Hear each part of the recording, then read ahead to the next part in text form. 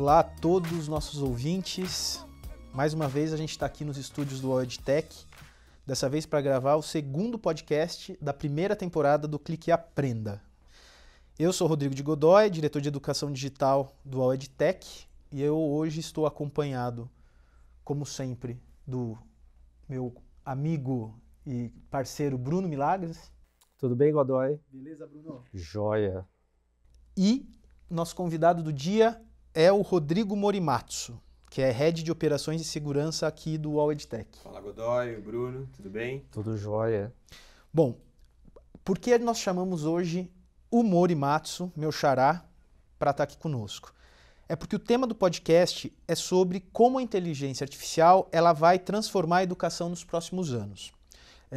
Hoje a gente sabe que a gente consegue ter contato com inteligência artificial de N formas, né? Hoje, uma série de aplicativos que a gente utiliza no dia a dia já traz alguma inteligência artificial embarcada, sites que a gente muitas vezes entra lá para fazer uma busca ou alguma reclamação, ou o que quer que seja, a primeira porta de entrada acaba sendo um chatbot, né?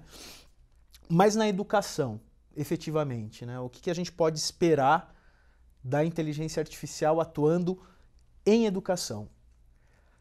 E aí, Bruno, o que você acha?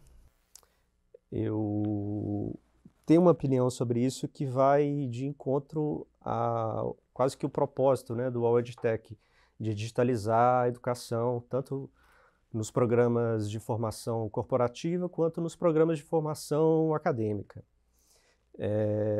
Acho que a partir do momento que os programas educacionais estão sendo digitalizados, as novas tecnologias, entre elas as tecnologias de inteligência artificial, vão impactar diretamente na forma como ela é aplicada e positivamente, né? Principalmente em se tratando de personalização da oferta de conteúdo educacional, de modelo de aprendizagem para aquele tipo de aluno.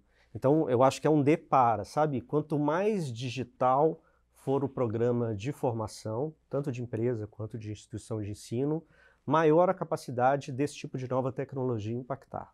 Até porque, quando a gente pensa em educação, o modelo ideal sempre é aluno-professor 1 para 1, né? Então, a gente tem sempre essa visão de que se eu faço um curso de língua e eu faço aula particular, de alguma forma eu vou ter um aproveitamento melhor, porque ele vai ser pensado, a aula vai ser pensada de acordo com a minha necessidade, com o meu nível, coisa que numa classe de 30 alunos, a gente sabe que não é possível. Mesmo no presencial. Mesmo no presencial, né?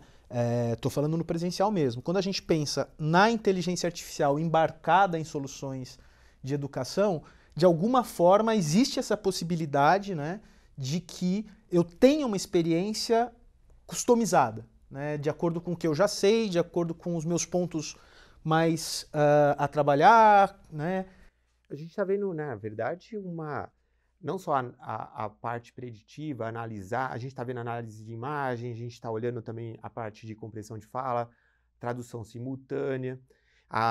Trazendo para a sala de aula, eu vejo, sim, vários ganhos quando a gente está olhando o aluno fazendo o seu treinamento, olhando a sua trilha de aprendizado, e aí no final você chegar a ter a informação, pô, meu aluno está longe ou próximo do seu objetivo, distante. Tipo, eu vejo, a gente fez um teste recentemente, plugando alguns serviços de inteligência artificial, para fazer essa análise preditiva, não só de reconhecimento para o aluno se autenticar à nossa plataforma, a parte de reconhecimento de tradução simultânea, para a gente poder ampliar, porque tem cursos gravados em português que a gente gostaria já de fazer a tradução simultânea para inglês ou outras línguas. Vimos a parte principalmente, né, de analytics, usando qual é o desempenho daquele aluno dentro de sala de aula ou dentro das nossas plataformas, para que a gente possa justamente dar insumo ao professor para que ele tome decisões daquele aluno ou daquele grupo de alunos, né? Mas que dor que vocês acham que a inteligência artificial pode atuar mais fortemente quando a gente fala de educação? Eu gosto de dar um exemplo que são os sistemas de reconhecimento facial aplicados a avaliações à distância. É uma dor clara, né, de autenticação do aluno, e essas tecnologias de inteligência artificial, elas ajudam a fazer o match de indivíduo e imagem com o mesmo nível de qualidade que a gente tem quando a gente vai acessar um aplicativo via reconhecimento facial. E uma confiabilidade E nisso, uma confiabilidade disso. Para mim, a dor principal que eu espero e acredito que cada vez mais a inteligência artificial consiga tratar é a questão da educação para mim, né? Então, poxa, eu tenho um formato muito específico de entender, de aprender, o meu nível de conhecimento varia muito, né? E muitas vezes quando você pensa, né, eu gosto de usar sempre o exemplo da questão de língua, né? Mas se você tem um nível um pouco mais avançado e você é obrigado a começar com uma turma que não sabe ainda muita coisa daquele idioma, durante esse processo existe um peso, né, um cansaço de, poxa, por que eu estou tendo que ver isso? Por que eu estou tendo que ver isso de novo? Né? Fazer de forma adaptativa, né? Exatamente, a palavra-chave é exatamente essa. Já pula etapas ali e já cai no seu nível. Sim, isso é um ganho, conhecimento. Isso, para mim, é um dos ganhos mais fortes que a inteligência artificial pode trazer. Porque isso tem tudo a ver com questões que, quando a gente fala de educação, estão muito na mesa, que é engajamento, continuidade, a visão de valor do aluno naquela experiência educacional. Né? Então, se eu, de alguma forma, consigo ter a percepção que o que está me sendo oferecido ali está totalmente aderente com o meu nível, com o que eu quero, com a minha forma de aprendizagem, eu acho que é um ganho que a gente... As plataformas adaptativas, né? Exatamente. E existem várias já hoje que a gente sabe que trazem, se não em todos esses aspectos que a gente está falando aqui, mas de alguma forma já tem embriões ali para essa finalidade, né? Com certeza. O que eu acho que é mais importante é traduzir essas tecnologias para o mundo da aprendizagem. Eu gosto de dar o exemplo dos sistemas de recomendação, YouTube, Netflix, Spotify, que todo mundo está muito acostumado a usar no dia a dia.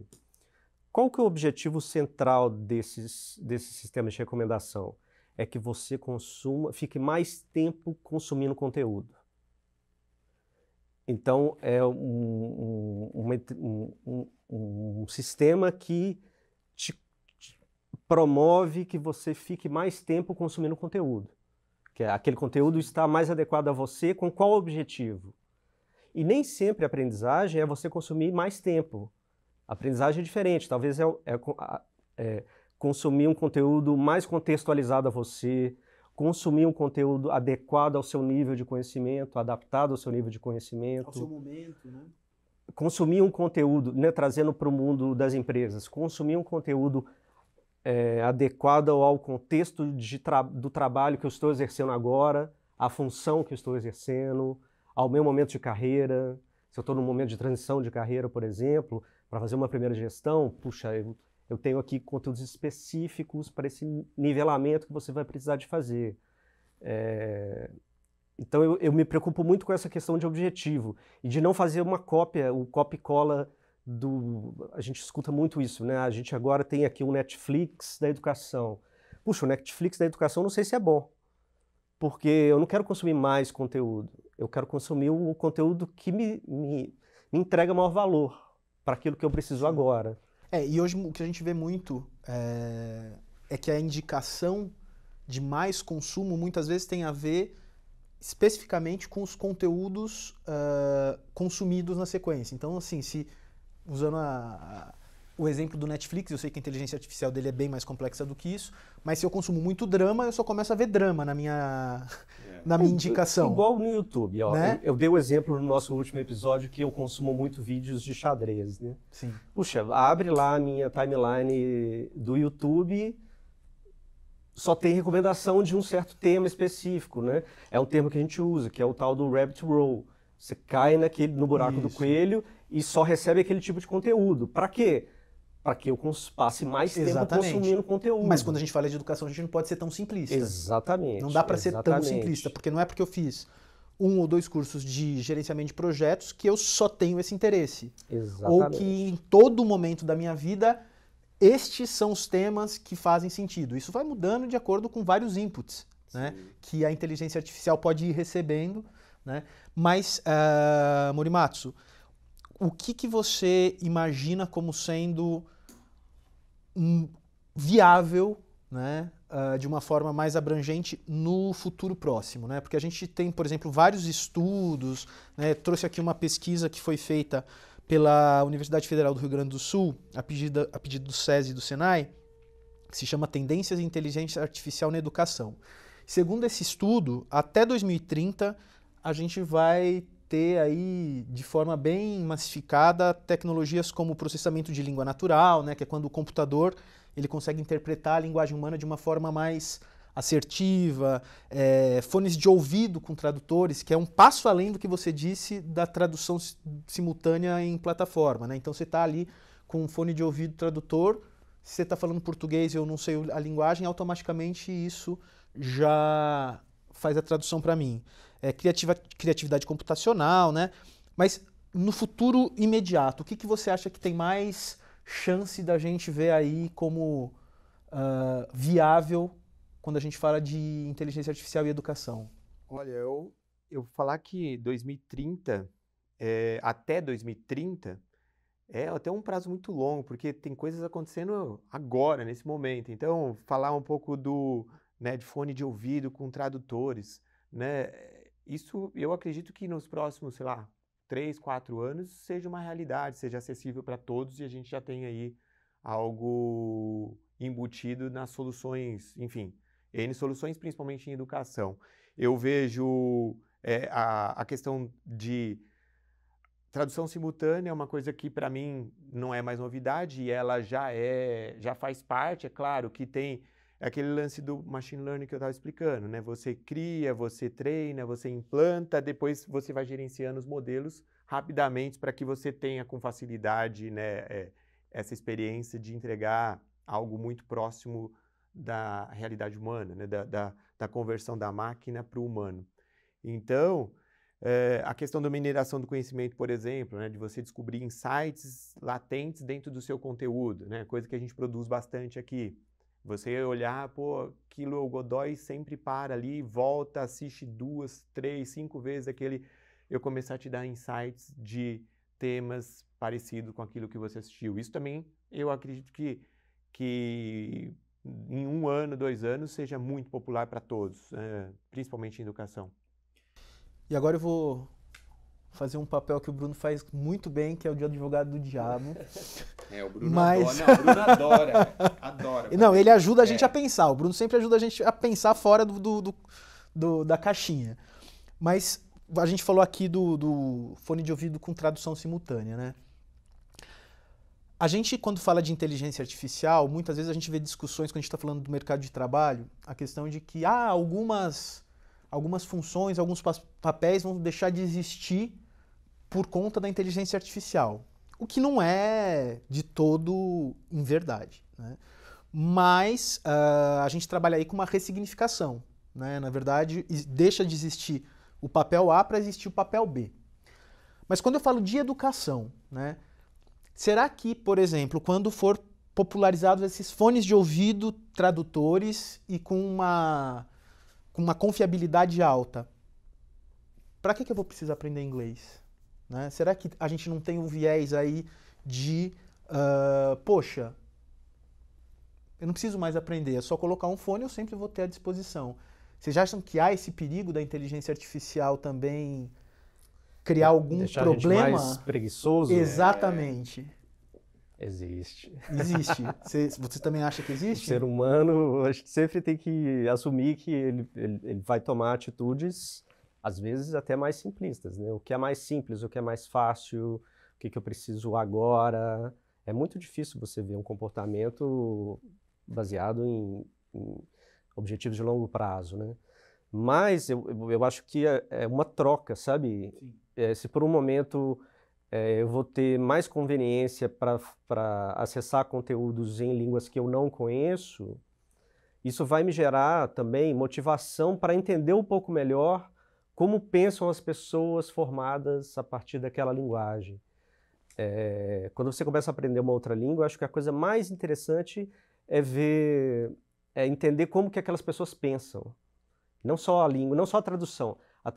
Uma coisa é uma tradução da língua, a outra é a tradução da cultura. E a tradução da cultura é uma coisa muito mais humana do que uma coisa repetitiva. Tem um mantra, né, nessa questão da automação, que é tudo aquilo que a gente faz de forma repetitiva vai ser substituído por inteligências artificiais. Está aí, como diz o Silvio Meira, né, no apocalipse digital. Vai ser substituído mesmo. Mesmo coisas como o trabalho de advogados, de médicos. Se é um trabalho repetitivo, mesmo que muito específico, ele pode ser substituído. Mas os trabalhos humanos, como entender a cultura, entender de forma empática como aquele povo pensou e construiu aquele conhecimento e ter uma motivação para entender isso, é uma coisa muito mais humana. E isso não vai ser substituído. Ou eu não vejo como isso ser substituído num curto espaço de tempo, né? Relação interpessoal, né? Eu acho que não tem como tirar. Não, e eu trouxe para provocar mesmo. E o ser humano gosta disso. A gente consome muita rede social porque a gente gosta da troca. Pelo lado bom e pelo lado ruim. A gente gosta da parte boa e gosta do embate também. Gosta da intriga, gosta da fofoca. Essas coisas é que fazem isso ser interessante, ter uma motivação atrás disso. Então eu acho que a gente ganha nesse aspecto e perde em outros, como qualquer transformação. Na verdade, essa facilidade estimula depois a pessoa ir buscar mais conhecimento e talvez acho que aprenda mais rápido, né, com a inteligência artificial. O ano passado nós participamos de um evento em Lisboa, o Web Summit, no finalzinho do ano, e você também assistiu, a gente assistiu junto, né, aquela palestra sensacional falando sobre quais seriam as tendências futuras que a gente pode esperar da tecnologia. E uma delas que foi apresentada foi justamente a questão do cidadão IA, né? Que o que eles trouxeram nessa palestra foi que a inteligência artificial ela tem que deixar de ser tratada como um software e ser tratada como um cidadão qualquer que está sendo alimentado com noções de certo, errado, aprendizagem contínua, porque só assim ela efetivamente vai conseguir devolver para a gente aquilo que a gente espera dela, né? E eu acho que é mais ou menos isso que a gente tem que esperar quando a gente fala de educação, né? A inteligência artificial ela não vai ser só um software a mais, ou só uma funcionalidade a mais, ou só uma ferramenta a mais à disposição do aluno, e sim algo que vai permitir com que essas experiências de aprendizagem consigam ser cada vez mais personalizadas, mais aderentes ao público que eu quero trabalhar, e sem essa interface humana que a gente sabe que é quase impossível, dependendo por exemplo, uma universidade com 10, 15 mil alunos, é impossível você ter uma personalização feita à mão, né, nessas experiências todas. Eu só gosto de enfatizar que, de toda forma, é uma tecnologia, não é uma solução em si. A solução está muito focada e centrada nas pessoas, nas necessidades delas, nas dores das pessoas. A gente vive um momento que tem uma transformação da forma como a gente trabalha, então a gente tem uma necessidade de aprendizagem diferente de 20, 30 anos atrás. A gente tem carreiras muito mais múltiplas, a gente está mudando de carreira mais rápido. As tecnologias vêm para ajudar a gente a transformar a sociedade, mas centrado nas pessoas e não na tecnologia. A tecnologia é só meio, né? A tecnologia é meio. Mas o que realmente fica é a questão da humanização dessa tecnologia, né? Quanto mais humana ela me parecer, que foi inclusive uma questão do chatbot que você trouxe, né? Sim. Quando a gente estava falando aqui na pré-gravação, que você consegue ter hoje uma percepção de que você está falando com um chatbot, né? Sim, acho que eu falei, o trabalho é grande por trás disso, né? Quando a pessoa chama lá, fala com um chatbot de qualquer, enfim, instituição financeira ou de uma indústria, por trás é aquilo que eu falei, é um machine learning. Você tem que criar, você tem que treinar o seu robozinho para que ele possa começar a te trazer respostas e insumos mais naturais possíveis. É trabalhoso para quem está no back-end disso, né? Mas eu vejo que a tecnologia, né, a gente vê, falando de várias soluções, ela está cada vez mais próxima da nossa realidade humana, de uma fala, de uma compreensão, né, de captar a informação, traduzir rapidamente e a gente jogar uma informação que seja mais próxima do real ou real.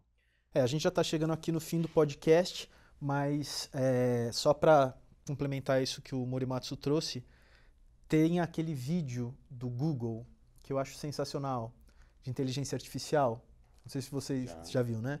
Que é do assistente fazendo uma marcação de um corte de cabelo e essa inteligência artificial consegue, inclusive, se posicionar com devolutivas que não são super padrão, do tipo, esse horário eu não posso. E aí logo na sequência ela fala, mas então pode ser 12:30? Meio de meio eu tenho, então tá bom. E assim, você vendo esse vídeo, você tem a total percepção de que a inteligência artificial apresentada ali é o que a gente espera como interface de inteligência artificial no dia a dia, né? Talvez a gente não esteja tão perto assim de uma forma de inteligência artificial massificada, mas a gente no caminho com certeza já está, né? Mas é aquilo que eu falei, a chegada, né, de novas ferramentas e algoritmos que vêm transformando essa experiência mão na massa e aí torna o aprendizado cada vez mais profundo e relevante, né? Então, em pouco tempo, você falar 2030, né, segundo o estudo lá da Universidade Federal do Rio Grande do Sul, eu acredito que, assim, muitas coisas a gente, em menos de 5 anos, já se tornam reais e expansivo para quase toda, né, os setores aí, principalmente educação, que é o que a gente também tem trabalhado, né? Obrigado. Até o próximo Clique e Aprenda. Exatamente. Até o próximo. E obrigado pelo convite. Valeu pela presença aqui, Morimatsu. Obrigado, Bruno, mais uma vez. E bora, né? Que a gente sabe que inteligência artificial, tecnologia está aí para cada vez proporcionar mais e mais valor, seja para o mercado, seja para a função, ou seja para o segmento que a gente esteja pensando. 2030 a gente vai escutar podcasts feitos por inteligência. Não tenho dúvida. Valeu, pessoal. Até o próximo Clique e Aprenda.